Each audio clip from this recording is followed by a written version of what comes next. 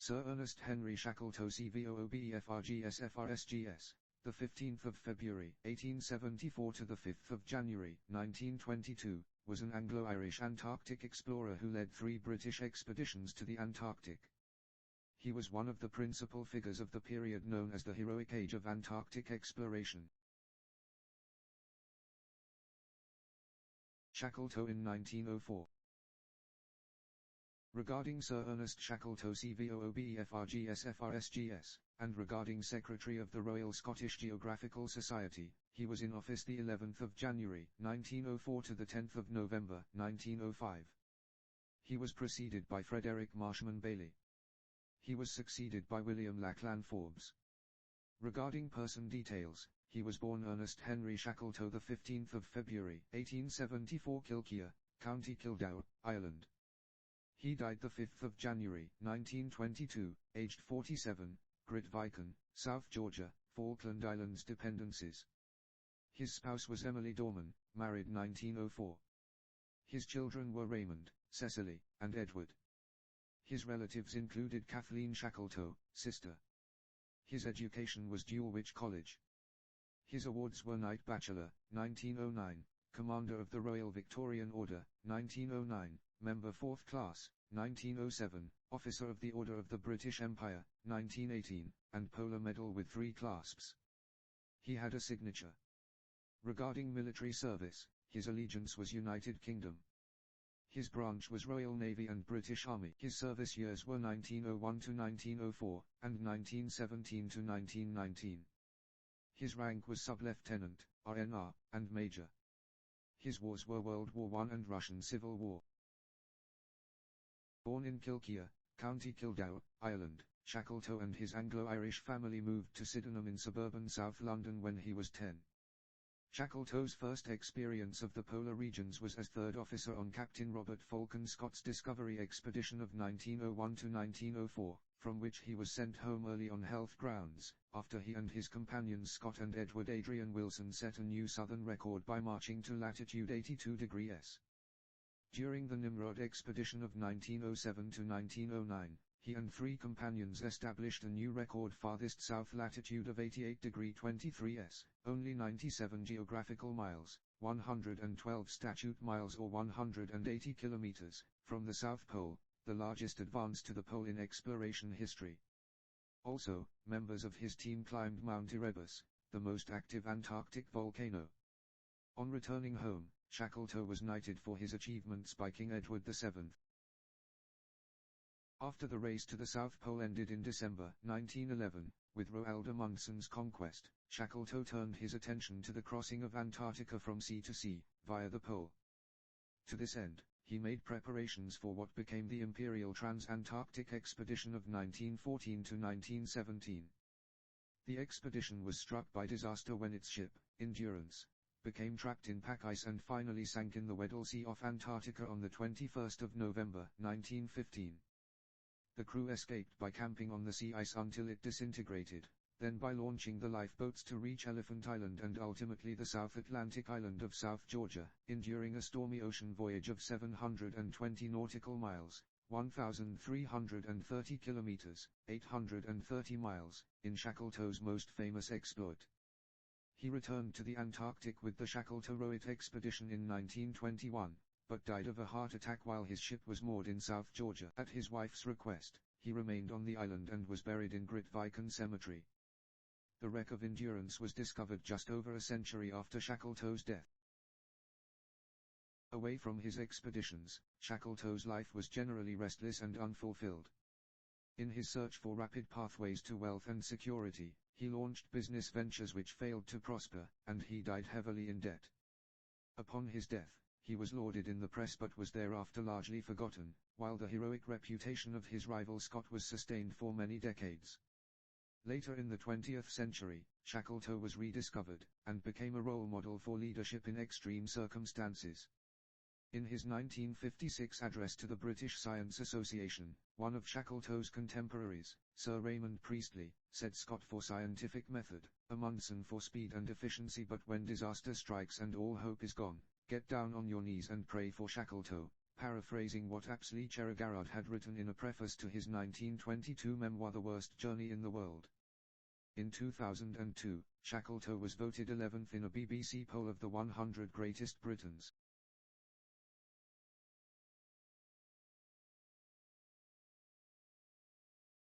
Blue plaque marking Shackleton's home at 12 Westwood Hill, Sydenham, London Borough of Lewisham. Shackleton was born on the 15th of February, 1874, in Kilkea, County Kildare, Ireland. His father, Henry Shackleton, tried to enter the British Army, but his poor health prevented him from doing so. Instead he became a farmer and settled in Kilkea. The Shackleton family are of English origin, specifically from West Yorkshire. Shackleton's father was descended from Abraham Shackleton, an English Quaker who moved to Ireland in 1726 and started a school in Ballitore, County Kildare. Shackleton's mother, Henrietta Letitia Sophia Gavin, was descended from the Fitzmaurice family. Ernest was the second of 10 children and the first of 2 sons. The second, Frank, achieved notoriety as a suspect, later exonerated, in the 1907 theft of the so-called Irish crown jewels, which have never been recovered.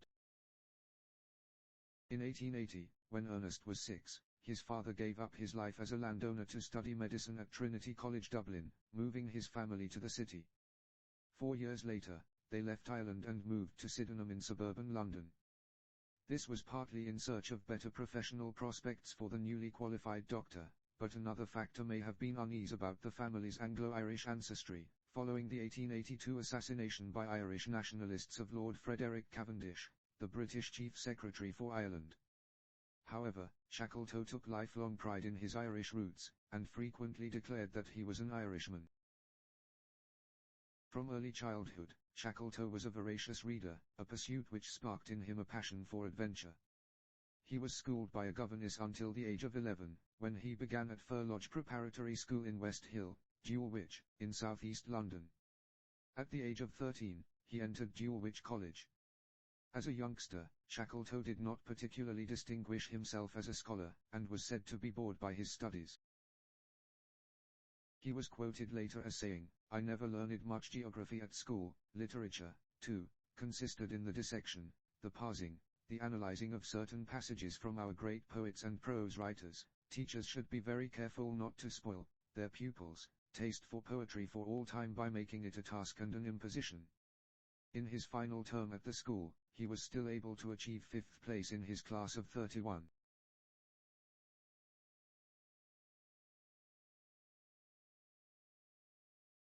Shackleton in 1901, aged 27.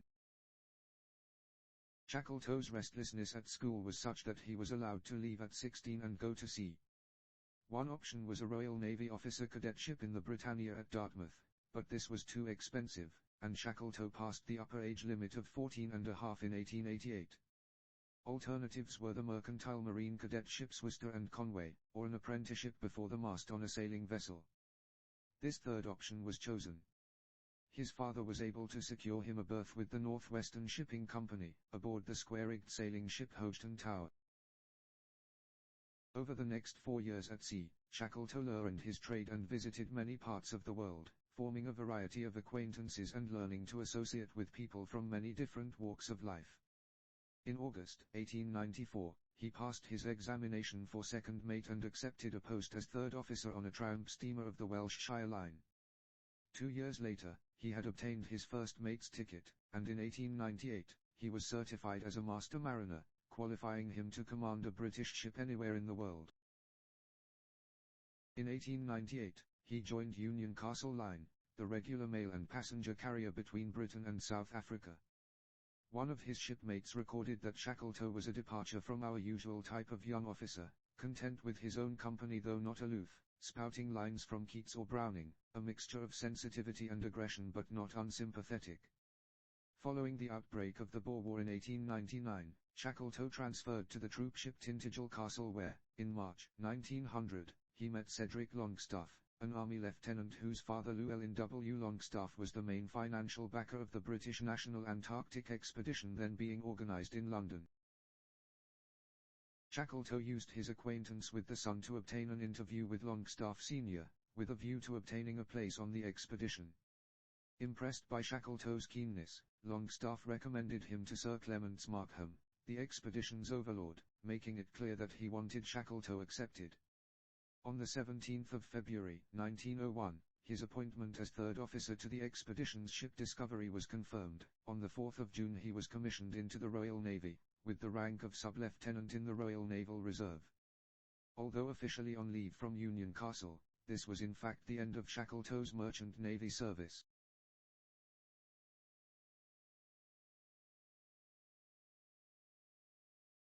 Discovery in Antarctic water. The British National Antarctic Expedition, known as the Discovery Expedition after the ship Discovery, was the brainchild of Sir Clements Markham, President of the Royal Geographical Society, and had been many years in preparation. Led by Robert Falcon Scott, a Royal Navy torpedo lieutenant lately promoted commander, the expedition had objectives that included scientific and geographical discovery. Although Discovery was not a Royal Navy unit, Scott required the crew, officers and scientific staff to submit to the conditions of the Naval Discipline Act, meaning that the ship and expedition were run on Royal Navy lines. Shackleton accepted this approach, even though his own background and instincts favored a different, more informal style of leadership.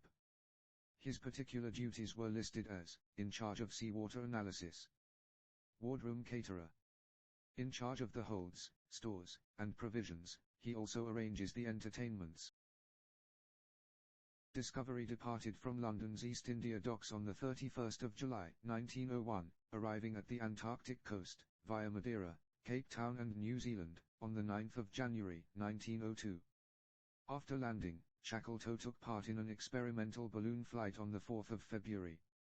He also participated, with the scientists Edward A. Wilson and Hartley T. Ferrar, in the first sledging trip from the expedition's winter quarters in McMurdo Sound, a journey which established a safe route onto the Great Ice Barrier. Confined to the ice in Discovery throughout the Antarctic winter of 1902, Shackleton edited the expedition's magazine The South Polar Times, a regular publication that kept everyone on board entertained. According to steward Clarence Hare, Shackleton was the most popular of the officers among the crew, being a good mixer, though claims that this represented an unofficial rivalry to Scott's leadership are unsupported.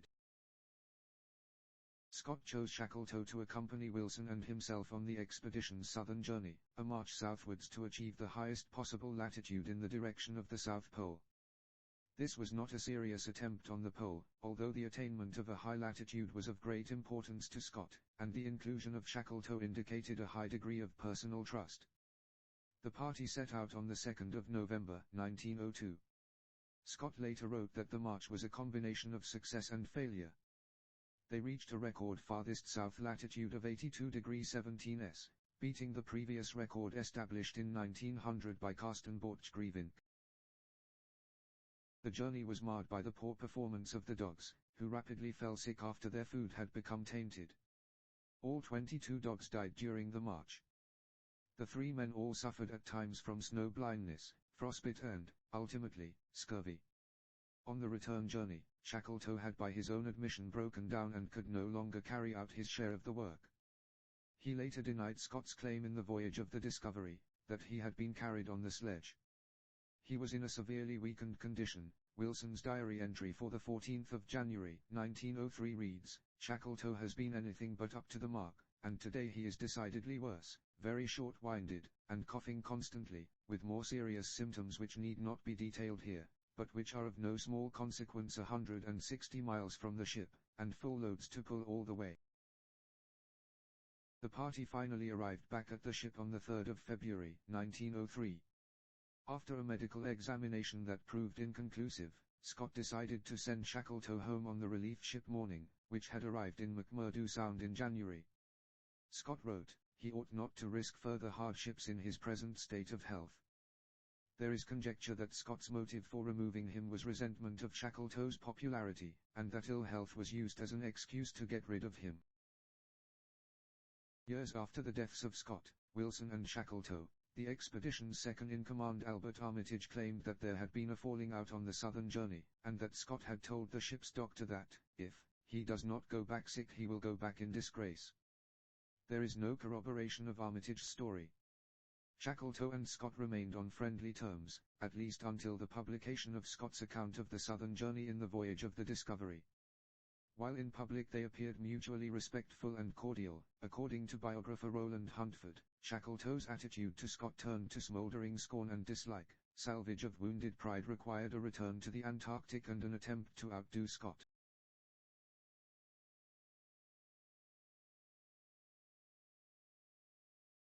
Shackleton's wife Emily Dorman. After a period of convalescence in New Zealand, Shackleton returned to England via San Francisco and New York. As the first significant person to return from the Antarctic, he found that he was in demand. In particular, the Admiralty wished to consult him about its further proposals for the rescue of Discovery. With Sir Clements Markham's blessing, he accepted a temporary post assisting the outfitting of the Terra Nova for the second Discovery relief operation, but turned down the offer to sail with her as chief officer. He also assisted in the equipping of the Argentine Uruguay, which was being fitted out for the relief of the stranded Swedish Antarctic expedition under Otto Nordenskjöld. In search of more permanent employment in 1903, Shackleton applied for a regular commission in the Royal Navy via the backdoor route of the supplementary list. Despite the sponsorship of Markham and William Huggins, the president of the Royal Society, his application was unsuccessful because the list was closed. The Admiralty suggested that he could be promoted to lieutenant in the Royal Naval Reserve if he qualified, but he chose to resign his RNR commission the following year. Instead, he became a journalist, working for the Royal Magazine, but he found this unsatisfactory. He was then offered, and accepted, the secretaryship of the Royal Scottish Geographical Society, RSGS, a post which he took up on the 11th of January, 1904. 3 months later, on the 9th of April, he married Emily Dorman, with whom he had 3 children, Raymond, Cecily, and Edward, himself an explorer and later a politician. In 1905, Shackleton became a shareholder in a speculative company that aimed to make a fortune transporting Russian troops home from the Far East. Despite his assurances to Emily that we are practically sure of the contract, nothing came of this scheme. He also ventured into politics, unsuccessfully standing in the 1906 general election as the Liberal Unionist Party's candidate for Dundee constituency in opposition to Irish Home Rule. In the meantime, he had taken a job with wealthy Clydeside industrialist William Beardmore, later Lord Inverness, with a roving commission which involved interviewing prospective clients and entertaining Beardmore's business friends. He was, by this time, making no secret of his ambition to return to Antarctica at the head of his own expedition. Beardmore was sufficiently impressed with Shackleton to offer financial support, but other donations proved hard to come by. Nevertheless, in February 1907, Shackleton presented to the Royal Geographical Society his plans for an Antarctic expedition, the details of which, under the name British Antarctic Expedition, were published in the RGS newsletter, Geographical Journal. The aim was the conquest of both the geographical South Pole and the South Magnetic Pole. He then worked hard to persuade others of his wealthy friends and acquaintances to contribute, including Sir Philip Lee Brocklehurst, who subscribed £2,000, equivalent to £225,089 in 2021, to secure a place on the expedition. Author Campbell MacKellar, and Guinness Baron Lord Ivy, whose contribution was secured less than 2 weeks before the departure of the expedition ship Nimrod. On the 4th of August 1907, Shackleton was appointed a member of the Royal Victorian Order, 4th class, MVO, the present-day grade of lieutenant.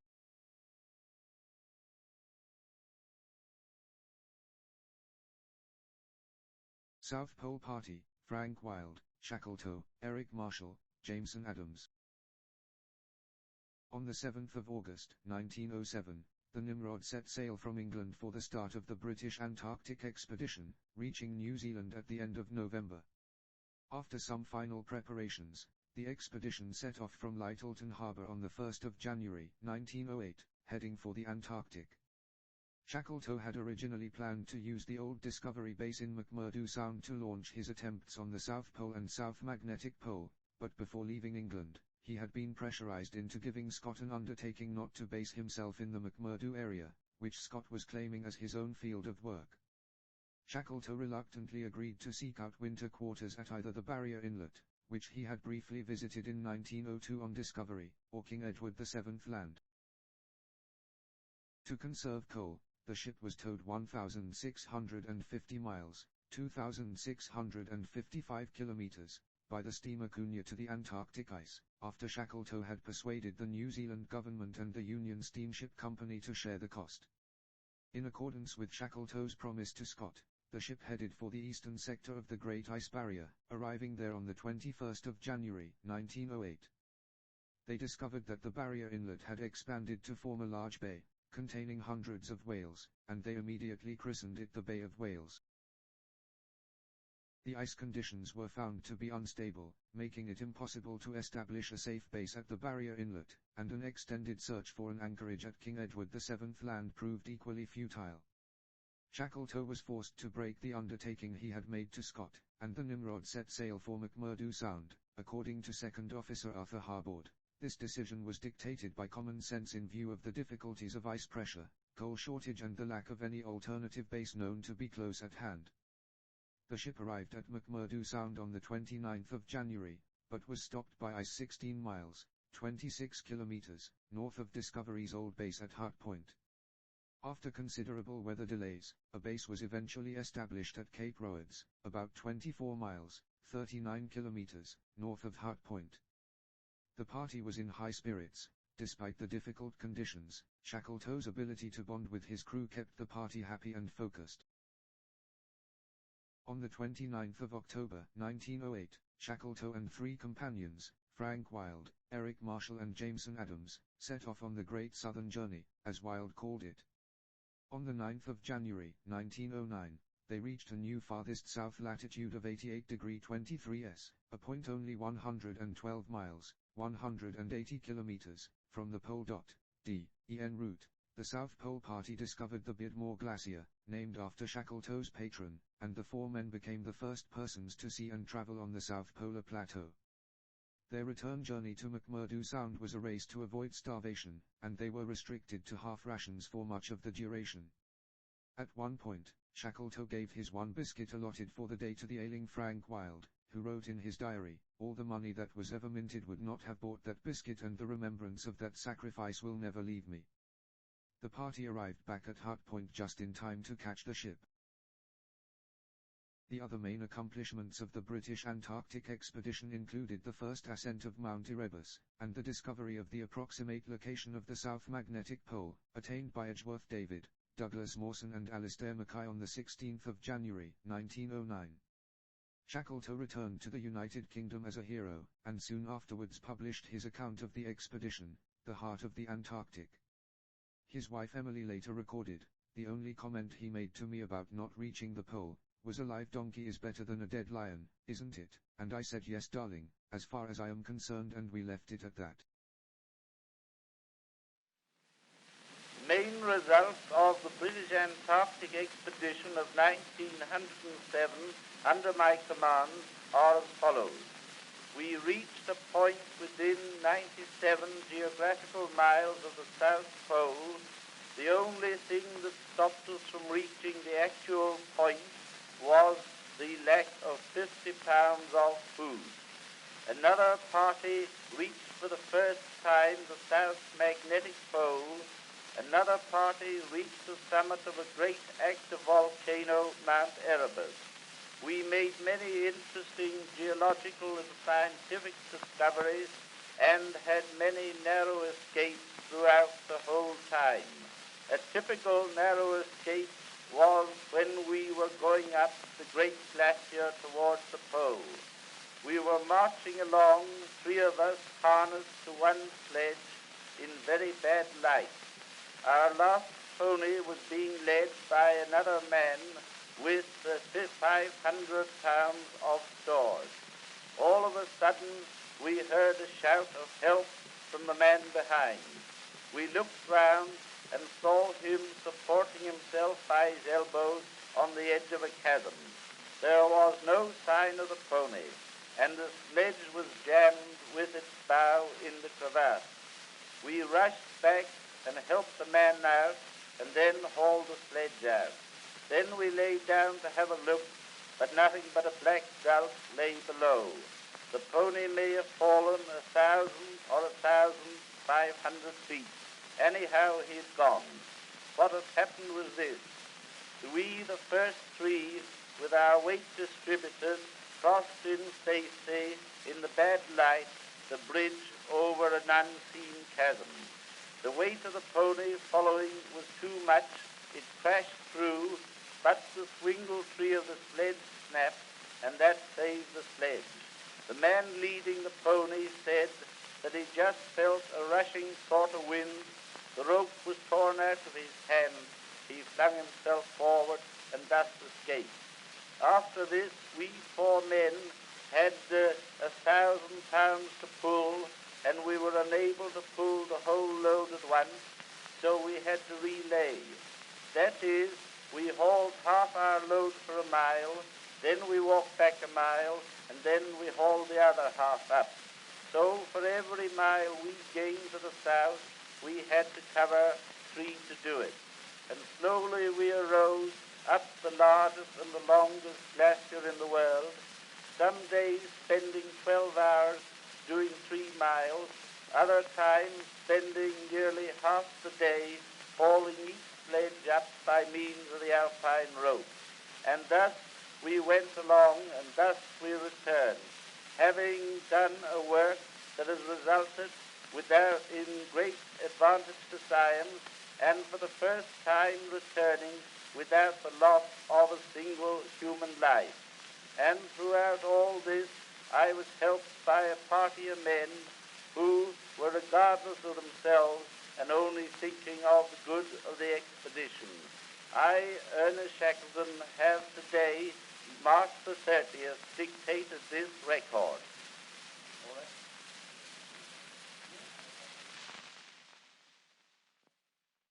Cylinder recording talking about the voyage as described, 1910. In 1910, Shackleton made a series of 3 recordings using an Edison phonograph, in which he briefly described the expedition. In 2010, several, mostly intact, cases of whiskey and brandy that had been left behind in 1909 were recovered for analysis by a distilling company. A revival of the vintage formula for the particular brands found was offered for sale, with a portion of the proceeds donated to the New Zealand Antarctic Heritage Trust, which had discovered the lost spirits.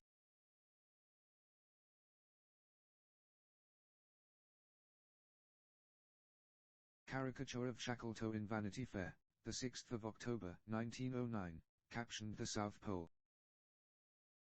On Shackleton's return home, public honors were quickly forthcoming. He was received by King Edward VII on the 10th of July, 1909, and raised to a Commander of the Royal Victorian Order.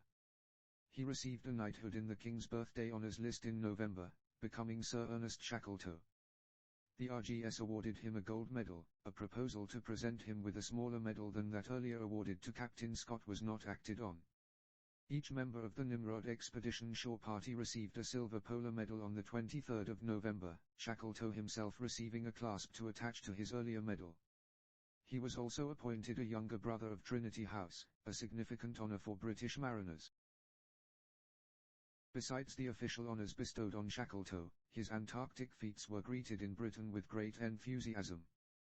Proposing a toast to Shackleton at a lunch given in his honor by the Royal Society's Club, Lord Halsbury, a former Lord Chancellor, said, "When one remembers what he had gone through, one does not believe in the supposed degeneration of the British race. One does not believe that we have lost all sense of admiration for courage and endurance." The heroism was also claimed by Ireland. The Dublin Evening Telegraph's headline read "South Pole almost reached by an Irishman," while the Dublin Express spoke of the qualities which were his heritage as an Irishman. Shackleton's fellow polar explorers expressed their admiration. Roald Amundsen wrote, in a letter to RGS Secretary John Scott Kelty, that the English nation has by this deed of Shackleton's won a victory, which never can be surpassed. Fridtjof Nansen sent an effusive private letter to Shackleton's wife, praising the unique expedition, which has been such a complete success in every respect. The reality was that the expedition had left Shackleton deeply in debt, unable to meet the financial guarantees he had given to backers. Despite his efforts, it required government action, in the form of a grant of £20,000, equivalent to £2,172,038 in 2021, to clear the most pressing obligations, and it is likely that many of his debts were written off.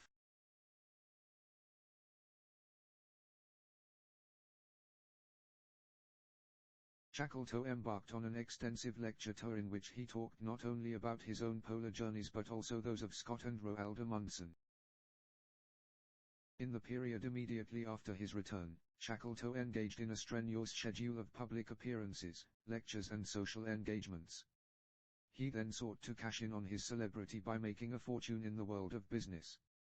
Among the ventures that he hoped to promote were a tobacco company, a scheme for selling special postage stamps to collectors, overprinted King Edward VII Land, based on his appointment as Antarctic postmaster by the New Zealand authorities, and the development of a Hungarian mining concession he had acquired near the city of Najabinia, now part of Romania. As none of these enterprises prospered, Shackleton's main source of income was his earnings from lecture tours.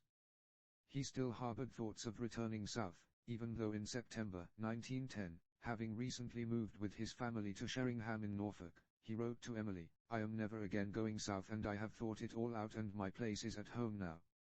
He had been in discussions with Douglas Mawson about a scientific expedition to the Antarctic coast between Cape Adare and Gaussberg, and had written to the RGS about this in February 1910. Any future resumption by Shackleton of his quest for the South Pole depended on the results of Scott's Terra Nova expedition, which had sailed from Cardiff on the 15th of June, 1910. By early 1912, the world was aware that the pole had been conquered by the Norwegian Roald Amundsen, but the fate of Scott's expedition was not then known. Shackleton's mind turned to a project that had been announced, and then abandoned, by the British explorer William Speirs Bruce, for a continental crossing via the South Pole, starting from a landing point in the Weddell Sea and ending in McMurdo Sound. Bruce had failed to acquire financial backing, and was happy for Shackleton to adopt his plans, which were similar to those being followed by the German explorer Wilhelm Filchner, who had left Bremerhaven in May 1911. In December 1912, the news arrived from South Georgia that Filchner's expedition had failed. In Shackleton's own words, the transcontinental journey was the one great main object of Antarctic journeyings remaining, and now open to him.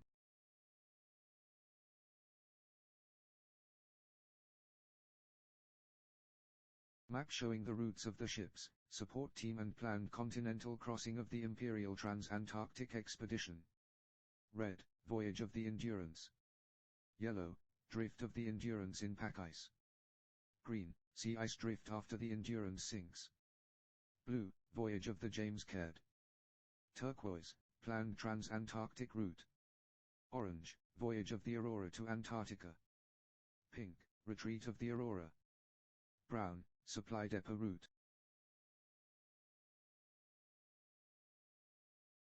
In December 1913, Shackleton published details of his new expedition, grandly titled the Imperial Trans-Antarctic Expedition.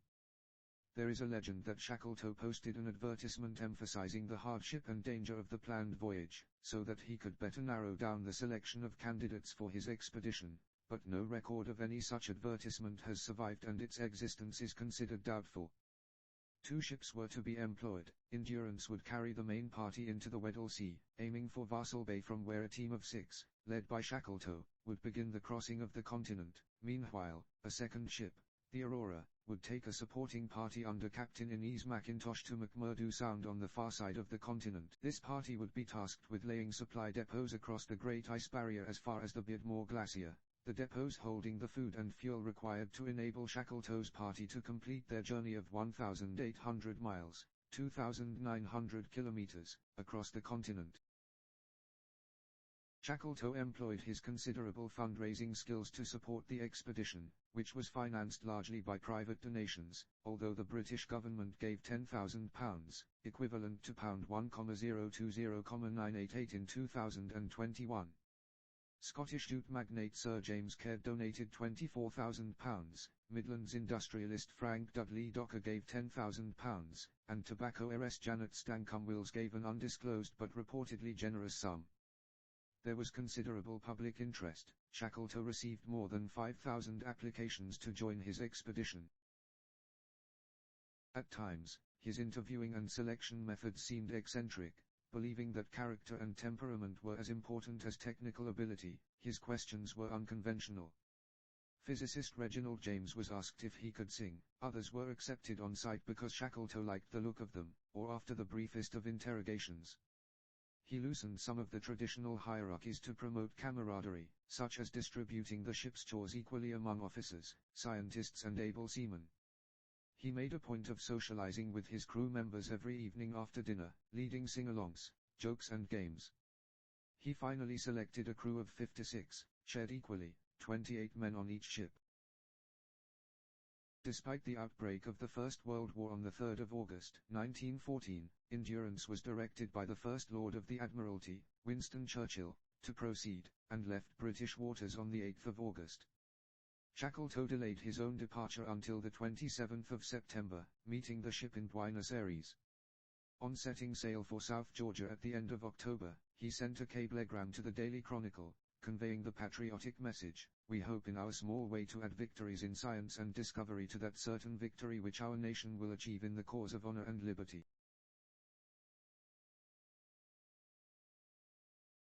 While Shackleton led the expedition, Captain Frank Worsley commanded the Endurance and Captain Inez McIntosh the Aurora. On the Endurance, the second in command was the experienced explorer Frank Wild, and the first officer was Lionel Greenstreet. The meteorologist was Leonard Hussey, who was also an able banjo player. Surgeon James McElroy was head of the scientific staff, which included geologist James Wordie. Alexander Macklin was the second of the two surgeons, also in charge of keeping the 70 dogs healthy. Tom Crean was in more immediate charge as head dog handler. Other crew included navigator Hubert Hudson, physicist Reginald James, a carpenter Harry McNish, and a biologist named Robert Clark. Of later independent fame was the expedition's official photographer Frank Hurley, known on this mission for his perilous shots. Pierce Blackborough was a 19-year-old Welsh sailor who had stowed away on the ship after being refused a job. Although angered by this, Shackleton realized it was too late to turn back by the time the situation was discovered, so Blackborough was allowed to join the crew and assigned to the ship's galley. There was a male cat on board, named Mrs. Chippy, that belonged to the carpenter Harry McNish. Mrs. Chippy was shot when the Endurance sank, due to the belief that he would not have survived the ordeal that followed.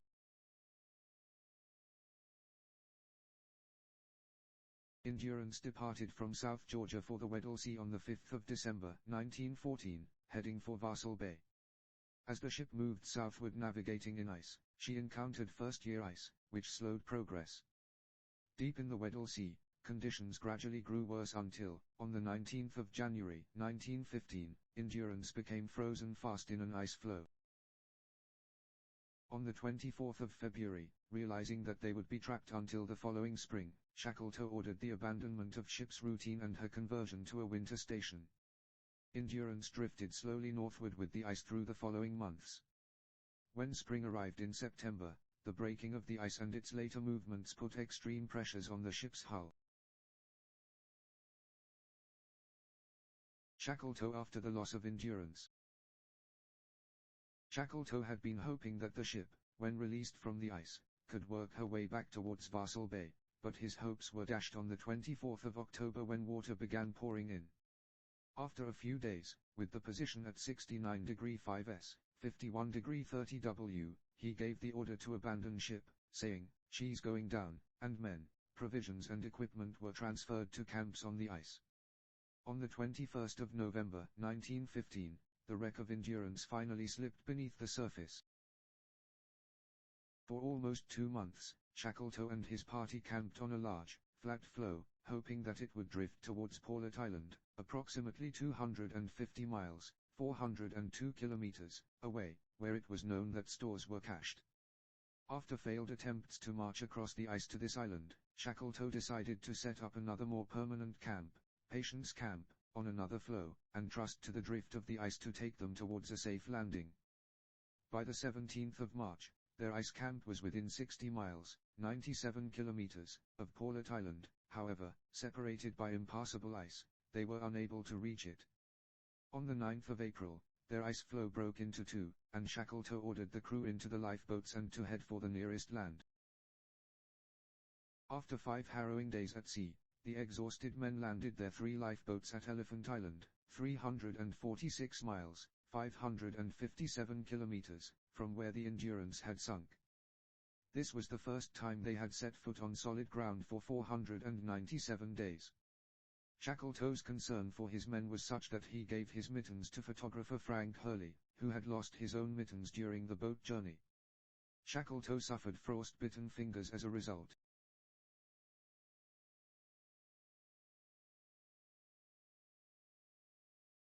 Launching the James Caird from the shore of Elephant Island, the 24th of April, 1916. Elephant Island was an inhospitable place, far from any shipping routes. Rescue by means of a chance discovery was very unlikely, so Shackleton decided to risk an open boat journey to the South Georgia whaling stations where he knew help would be available. The strongest of the tiny 20-foot, 6.1-meter, lifeboats, christened James Caird after the expedition's chief sponsor, was chosen for the trip. Ship's carpenter Harry McNish made various improvements, which included raising the sides, strengthening the keel, building a makeshift deck of wood and canvas, and sealing the work with oil paint and seal blood. Shackleton chose 5 companions for the journey: the ship's captain Frank Worsley, who would be responsible for navigation, Tom Crean, who had begged to go, 2 strong sailors in John Vincent and Timothy McCarthy, and McNish. The carpenter had earlier clashed with Shackleton when the party was stranded on the ice, but, while not forgetting his earlier insubordination, Shackleton recognized McNish's value for this particular job.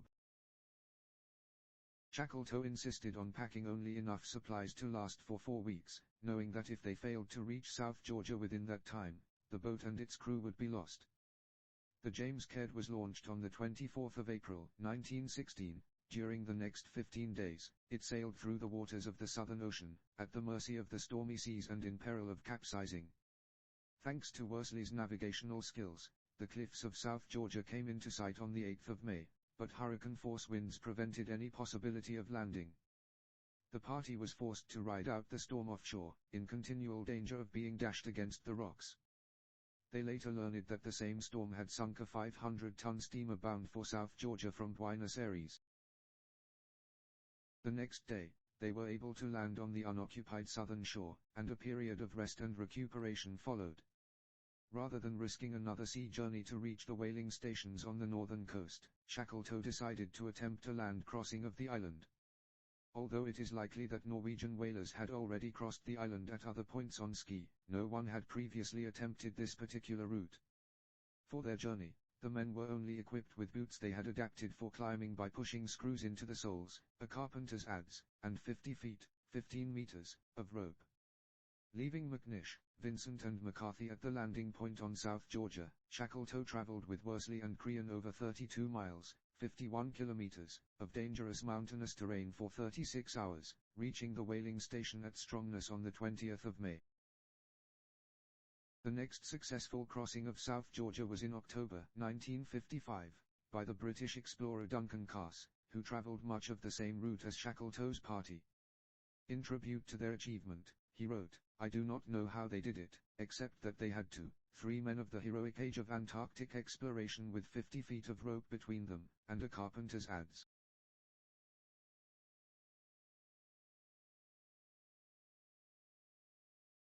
All safe, all well, allegedly depicting Shackleton's return to Elephant Island in August 1916. To create this image, a photograph of the departure of the James Caird in April 1916 was doctored by photographer Frank Hurley. Shackleton immediately sent a boat to pick up the 3 men from the other side of South Georgia Island, while he set to work organizing the rescue of those left behind on Elephant Island.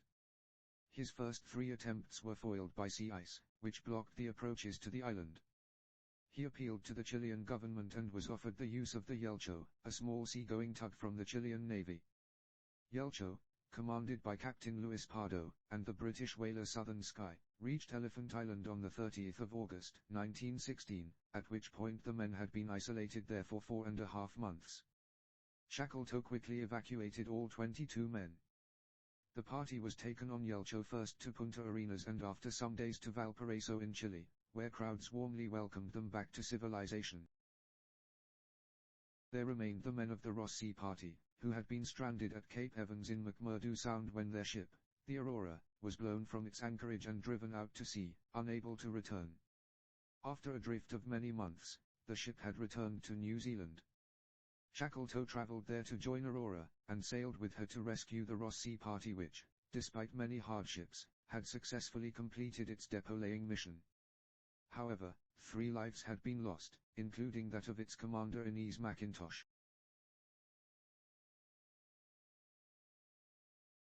Europe was in the midst of the First World War when Shackleton returned to England in May 1917. Suffering from a heart condition, made worse by the fatigue of his arduous journeys, and too old to be conscripted, he nevertheless volunteered for the British Army. He repeatedly requested posting to the front in France, and was by now drinking heavily. In October 1917, Shackleton was sent to Buenos Aires to boost British propaganda in South America. Unqualified as a diplomat, he was unsuccessful in persuading Argentina and Chile to enter the war on the Allied side, and he returned home in April 1918. He was then briefly involved in a mission to Spitsbergen, to establish a British presence there under the guise of a mining operation. On the way, he was taken ill in Troms, possibly with a heart attack. He was then appointed to a military expedition to Murmansk, which obliged him to return home again before departing for northern Russia.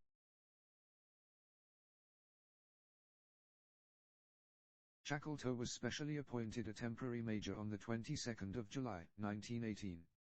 From October 1918, he served with the North Russia Expeditionary Force in the Russian Civil War under the command of Major General Edmund Ironside, with the role of advising on the equipment and training of British forces in Arctic conditions.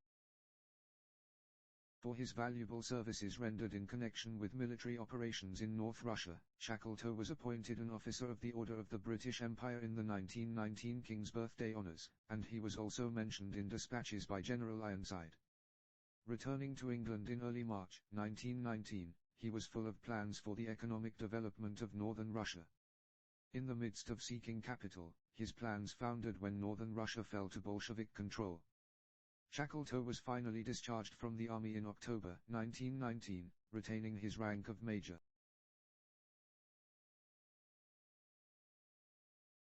Film fragment from 1922, Sir Ernest Shackleton. Shackleton returned to the lecture circuit and in December 1919 he published his own account of the Imperial Trans-Antarctic Expedition, titled South. In 1920, tired of public speaking, he began to consider the possibility of a last expedition. He thought seriously of going to the Beaufort Sea area of the Arctic, a largely unexplored region, and raised some interest in this idea from the Canadian government. With funds supplied by former school friend John Quiller Rowett, Shackleton acquired a 125-ton Norwegian sealer, named Fokker I, which he renamed Quest. The plan changed, the destination became the Antarctic, and the project was defined by Shackleton as an oceanographic and sub-Antarctic expedition. The goals of the venture were imprecise, but a circumnavigation of the Antarctic continent and investigation of some lost sub-Antarctic islands, such as Tuanaki, were mentioned as objectives. Rowett agreed to finance the entire expedition, which became known as the Shackleton-Rowett Expedition. On the 16th of September 1921, Shackleton recorded a farewell address on a sound-on-film system created by Harry Grindle Matthews, who claimed it was the first talking picture ever made. The expedition left England on the 24th of September 1921. Although some of Shackleton's former crew members had not received all of their pay from the Endurance expedition, many of them signed on with their erstwhile boss. When the party arrived in Rio de Janeiro, Shackleton suffered a suspected heart attack. He refused to have a proper medical examination, and Quest continued south, arriving at South Georgia on the 4th of January 1922. In the early hours of the next morning, Shackleton summoned to his cabin the expedition's physician, Alexander Macklin, complaining of back pains and other discomfort. According to Macklin's own account, he told Shackleton that he had been overdoing things and should try to lead a more regular life, to which Shackleton answered, "You are always wanting me to give up things, what is it I ought to give up?" Macklin replied, "Chiefly alcohol, boss." A few moments later, at 2:50 a.m. on the 5th of January, 1922, Shackleton suffered a fatal heart attack. Shackleton's grave at Grytviken. After carrying out the post-mortem, Macklin concluded that the cause of death was atheroma of the coronary arteries exacerbated by overstrain during a period of debility.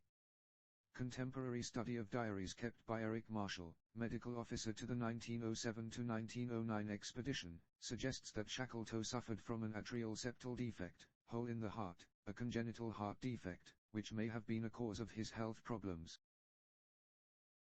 Leonard Hussey, a veteran of the Imperial Trans-Antarctic Expedition, offered to accompany Shackleton's body back to Britain, but while he was in Montevideo en route to England, a message was received from Emily Shackleton asking that her husband be buried in South Georgia. Hussey returned to South Georgia with the body on the steamer Woodville, and on the 5th of March, 1922, Shackleton was buried in the Grytviken Cemetery, after a short service in the Lutheran Church, with Edward Binney officiating. Macklin wrote in his diary, "I think this is as the boss would have had it himself, standing lonely on an island far from civilization, surrounded by a stormy tempestuous sea, and in the vicinity of one of his greatest exploits." Shackleton's will was proven in London on the 12th of May, 1922. He died heavily in debt, his small estate consisting of personal effects to the value of £556, equivalent to £32,300 in 2021. Lady Shackleton died in 1936, having survived her husband by 14 years.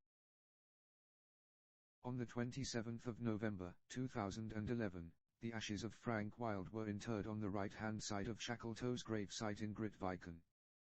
The inscription on the rough-hewn granite block set to mark the spot reads, "Frank Wilde 1873–1939, Shackleton's right-hand man."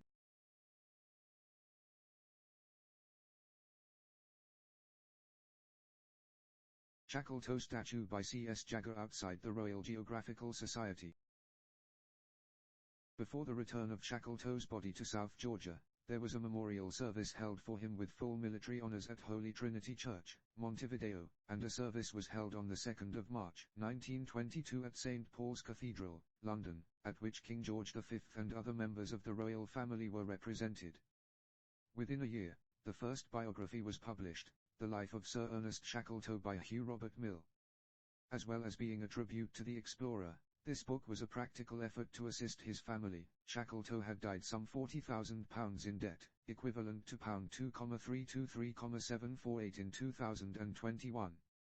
A further initiative was the formation of a Shackleton Memorial Fund, which was used to assist with his children's education and the support of his mother. Shackleton's death marked the end of the heroic age of Antarctic exploration, a period of discovery characterized by journeys of geographical and scientific exploration in a largely unknown continent without any of the benefits of modern travel methods or radio communication. Over the ensuing decades, his status as a polar hero was generally outshone by that of Captain Scott, whose polar party had by 1925 been commemorated on more than 30 monuments in Britain alone, including stained glass windows, statues, busts and memorial tablets. A statue of Shackleton designed by Charles Sargent Jagger was unveiled at the Kensington headquarters of the RGS in 1932, but public memorials to him were relatively few. The printed word saw much more attention given to Scott. A 40-page booklet titled Shackleton in the Antarctic, published in 1943 by OUP as part of a Great Exploits series, is described by cultural historian Stephanie Barchewski as a lone example of a popular literary treatment of Shackleton in a sea of similar treatments of Scott. This disparity continued into the 1950s. In the preface to his 1922 book The Worst Journey in the World, Apsley Cherry-Garrard, one of Scott's team on the Terra Nova expedition, wrote, "For a joint scientific and geographical piece of organization, give me Scott; for a winter journey, Wilson; for a dash to the pole and nothing else, Amundsen; and if I am in the devil of a hole and want to get out of it, give me Shackleton every time." This statement was paraphrased by Sir Raymond Priestley, one of Shackleton's contemporaries, in his 1956 address to the British Science Association, thus, "Scott for scientific method, Amundsen for speed and efficiency, but when disaster strikes and all hope is gone, get down on your knees and pray for Shackleton."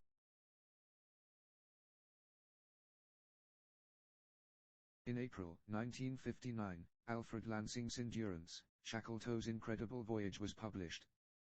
This was the first of a number of books about Shackleton that began to appear, showing him in a highly positive light. At the same time, attitudes towards Scott were gradually changing as a more critical note was sounded in the literature, culminating in Roland Huntford's 1979 treatment of him in his dual biography Scott and Amundsen, described by Bartschewski as a devastating attack. This negative picture of Scott became accepted as the popular truth, as the kind of heroism that he represented fell victim to the cultural shifts of the late 20th century. Within a few years, Scott was thoroughly overtaken in public esteem by Shackleton, whose popularity surged while that of his erstwhile rival declined.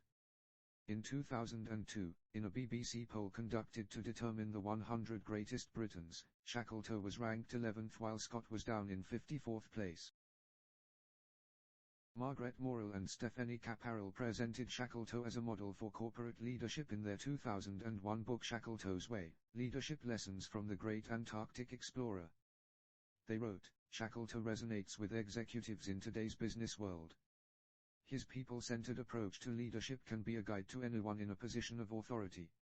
Other management writers soon followed this lead, using Shackleton as an exemplar for bringing order from chaos. Nancy Cohn argued that, in spite of Shackleton's mistakes, financial problems and narcissism, he developed the capability to be successful. The Center for Leadership Studies at the University of Exeter offers a course on Shackleton, who also features in the management education programs of several American universities. In Boston, a Shackleton school was set up on outward-bound principles, with the motto "The journey is everything." Shackleton has also been cited as a model leader by the U.S. Navy, and in a textbook on congressional leadership, Peter L. Stein calls Shackleton the archetype of the non-anxious leader whose calm, reflective demeanor becomes the antibiotic warning of the toxicity of reactive behavior. In 2001, the Athy Heritage Centre Museum, now the Shackleton Museum, Athy, County Kildare, Ireland, established the Ernest Shackleton Autumn School, which is held annually, to honour the memory of Ernest Shackleton. Shackleton, Center, with fellow explorers Amundsen, left, and Pei, right, 1913.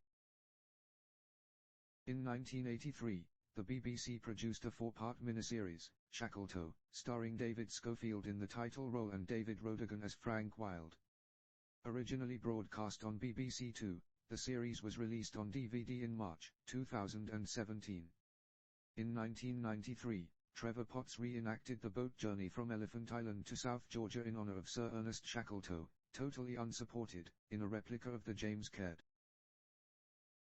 A photography exhibition titled The Endurance, Shackleton's legendary Antarctic expedition was open to the public for 6 months from April to October 1999 at the American Museum of Natural History in New York. It included artifacts, film footage and diaries from the 1914 expedition, as well as a chronological display of more than 150 photographs taken by Frank Hurley, all specially reprinted from the original negatives. In 2002, Channel 4 in the UK produced Shackleton, a TV serial depicting the 1914 expedition with Kenneth Branagh in the title role. Broadcast in the US on the A&E network, it won 2 Emmy Awards. An asteroid discovered by Swiss amateur astronomer Michel Oy in March 2005 was named 289,586 Shackleton in his memory. At a Christie's auction in London in 2011, a biscuit that Shackleton gave a starving fellow traveller on the 1907 to 1909 Nimrod expedition sold for £1,250. That same year, on the date of what would have been Shackleton's 137th birthday, Google honored him with a Google Doodle. In January 2013, a joint British-Australian team set out to duplicate Shackleton's 1916 trip across the Southern Ocean. Led by explorer and environmental scientist Tim Jarvis, the team was assembled at the request of Alexandra Shackleton, Sir Ernest's granddaughter, who felt the trip would honour her grandfather's legacy. This team became the first to replicate the so-called double crossing, sailing from Elephant Island to South Georgia and crossing the South Georgian mountains from King Haakon Bay, where Shackleton had landed nearly 100 years prior, to Stromness. The expedition very carefully matched legacy conditions, using a replica of the James Caird, named for the project's patron, the Alexandra Shackleton. Period clothing, by Burberry, replica rations, both in calorific content and rough constitution, period navigational aids, and a Thomas Mercer chronometer just as Shackleton had used. This expedition was made into a documentary film, screening as Chasing Shackleton on PBS in the US, and Shackleton, Death or Glory elsewhere on the Discovery Channel. A genus of lichen-forming fungi in the Teloschistaceae family was published in 2013 as Shackletonia by botanists Ting, Froden and Arup. In October 2015, Shackleton's decorations and medals were auctioned at Christie's, raising a total of £585,000. Shackleton featured on a series of UK postage stamps issued by the Royal Mail in January 2016 to mark the centenary of the Endurance expedition. In August 2016, a statue of Shackleton by Mark Richards was erected in Athy, sponsored by Kildare County Council. The musical play Ernest Shackleton Loves Me by Val Vigadar and Jodi Pietro made its debut in 2017 at the Tony Kisser Theatre, an off-Broadway venue in New York City. Blended with a parallel story of a struggling composer, the play retells the adventure of endurance in detail, incorporating photos and videos of the journey.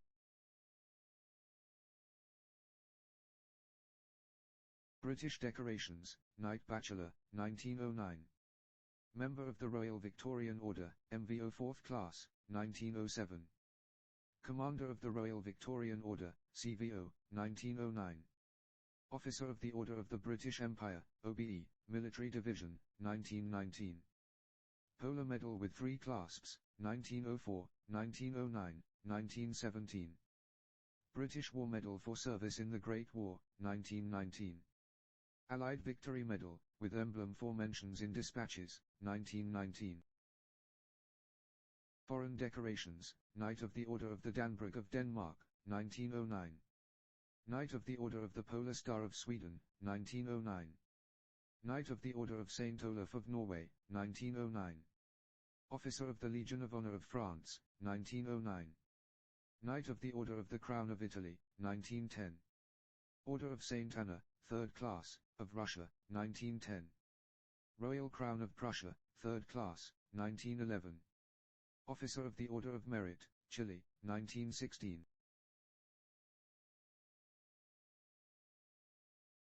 Regarding coat of arms of Ernest Shackleton, his crest is a poplar tree proper charged with a buckle as in the arms. His escutcheon is or, on a fescules, 3 lozenge buckles, tongues paleways gold, on a canton of the 2nd, across humeti of the 3rd. His motto is Fortitude Invincimus. His orders are Commander of the Royal Victorian Order, CVO, and Officer of the Order of the British Empire, OBE.